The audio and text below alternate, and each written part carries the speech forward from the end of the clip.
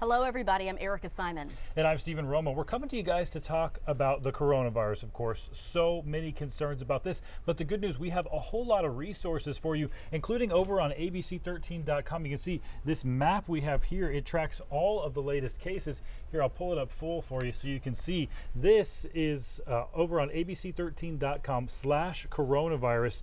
This is just some of the latest information we have from the CDC. This is as of Friday. 234 cases.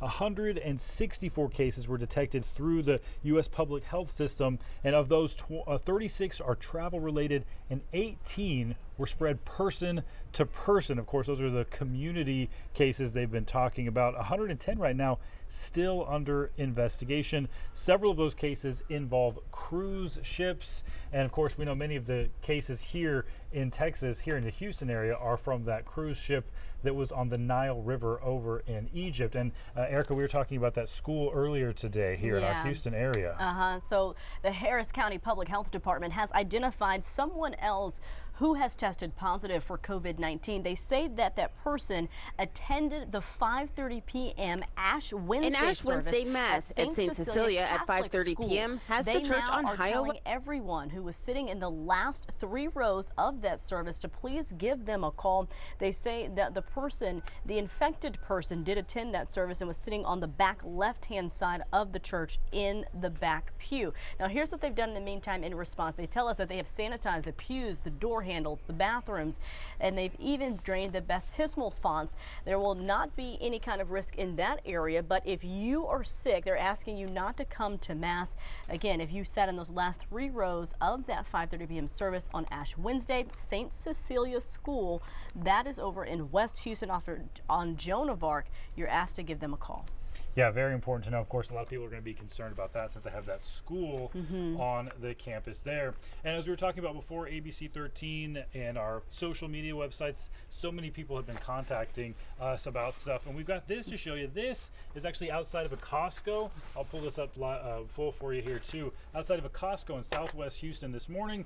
This is not typical for 9:30 a.m. before Costco opens. And as we've been seeing, store shelves in the Houston area have been, this is from Micah Hatfield's Twitter just not that long ago. I think this was, let's see, when was this? The 2nd, so just a couple days ago. Store shelves empty. I was trying to find hand sanitizer, rubbing alcohol, all that. So was I for my daughter, like the antibacterial hand wipes that we put in her diaper bag, and can't find them. They're nowhere to be found. So as soon as they're stocked in a lot of these stores, they're off the shelves. A lot of the prices that we've been seeing for these have also been very problematic. I've seen like online trying to get stuff, the prices just keep going up. I always wonder, is it supply and demand or what exactly is happening? But it's just an ongoing problem for people trying to get those types of supplies.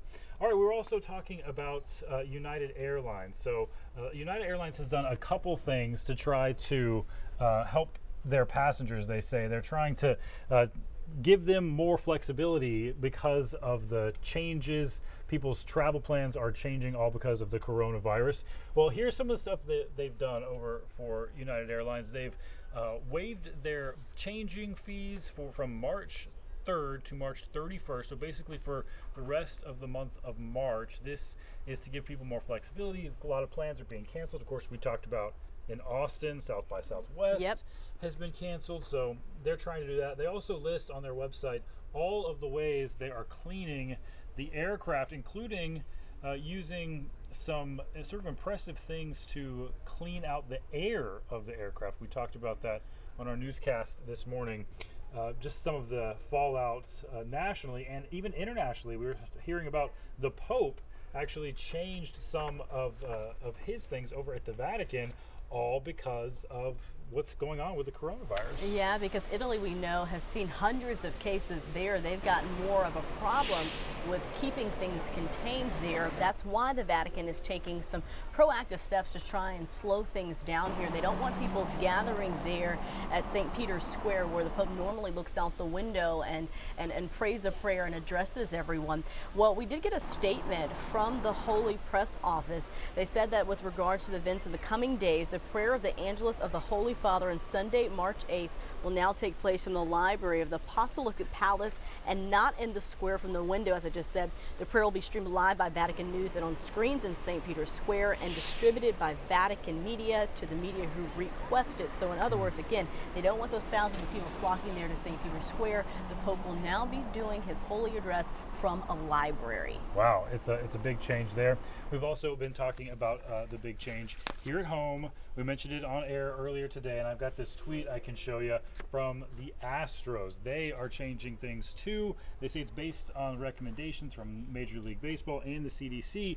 They're changing their autograph situation. They're no longer going to just let people hand stuff to players and the players hand them back and all that, which of course could spread germs. Instead, they're going to have pre-signed. Yeah. It sounds not as cool, honestly, kind of lame, but still, I guess it's better than catching the coronavirus or spreading it to your favorite players. Yeah, and Stephen, that really just shows you kind of the severity of the situation that we're in now. We know that people come to games and there's lots of crowds, but they don't want to take any chances with Major League Baseball. No, they sure aren't taking any chances. And we were also talking about that cruise, the cruise ship that caused all this. And yes, Matt Gutman from ABC has given us a report on the latest of that. Of course, that's where many of these cases started. Let's listen to him.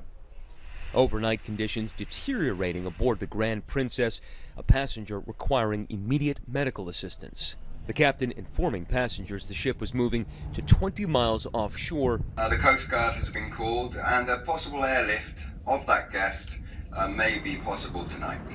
The nature of the medical emergency is unknown. This comes just 2 days after test kits were lowered onto the ship, along with a pair of medical professionals, and hours after Vice President Mike Pence announced that some of those kits tested positive. 46 persons were swabbed. 21 of those on the ship tested positive for the coronavirus. Among those were 19 crew members and 2 passengers. The 2,400 passengers already effectively in quarantine in their rooms, learning about the infections along with the rest of the country. The ship's captain voicing his frustration. And we apologize, but we were not given advance notice of this announcement by the U.S. federal government. It would have been our preference to be the first to make this news available to you. Kari Kolstow, on board with her husband Paul, is battling stage 4 cancer and now those fears of infection. I go from laughing and trying to look on the positive sides of this to tapping my faith to crying hysterically. There are 9 cases of the virus now linked to the ship's previous voyage, including that 71-year-old passenger who died after exhibiting symptoms before getting off the ship 2 weeks ago. Right now, it's just numbing. It's just trying to process this information and see what our life holds in the next couple weeks. No word yet where the current cruise will dock or when, but now outside this San Francisco hospital, they're setting up tents to handle any overflow coronavirus patients. You know, all of us have stories, so although in theory we understand that nobody wants a ship to dock at their port, but we have lives too.